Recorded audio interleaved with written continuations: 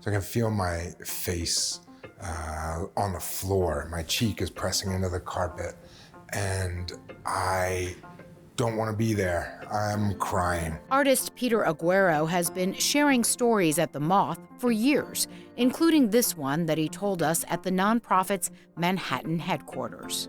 My wife, Sarah's holding me like the Pieta, and she's brushing my hair and reading my tarot cards and trying to get me to figure out what's going on. I'm trying to make a new show, and I can't do it. I just don't care enough to do it.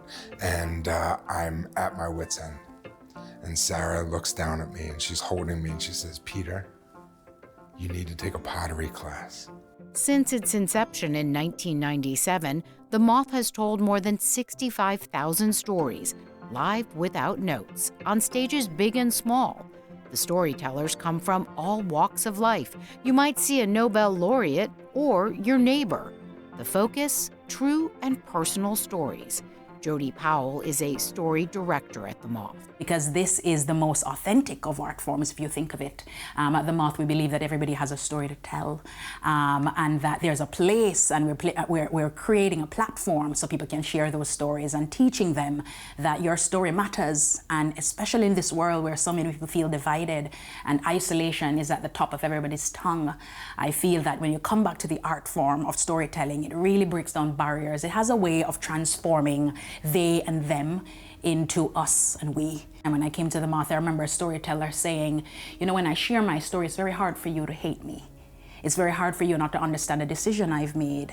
And it's very hard for you not to understand who I am at my core. The organization and its name were born on a back porch. The story goes that at night, when friends would gather on the porch to tell their stories, they would move inside when it got dark. And there's a little hole in the screen, and the moths would find their ways through the hole all the way to the light bulb right over where the stories were happening. And when our founder came to New York, he wanted to create the same feeling of gathering in a warm space, sharing stories amongst friends, listening when somebody else is sharing. The scope has now expanded dramatically. The Moth has community and education programs, books, a radio hour, and podcast. So how are the stories found? Through open mic competitions, team members on the lookout for stories, and recommendations, but also what's known as the Moth pitch line. Folks can call in and tell a 2-minute story. We ask for no cliffhangers. Tell the part of the story that's the juiciest. Tell the part of the story that will make me have to call you back and ask more. And what makes for a successful story? It comes down to a simple but complex idea, as Peter explains it. In a perfect world, the real difference between a story being told on a stage versus a story being told after dinner would have no difference. The thing that elevates a story for an audience is that it's presentational, but it's still intimate. And I think that comes with the honesty.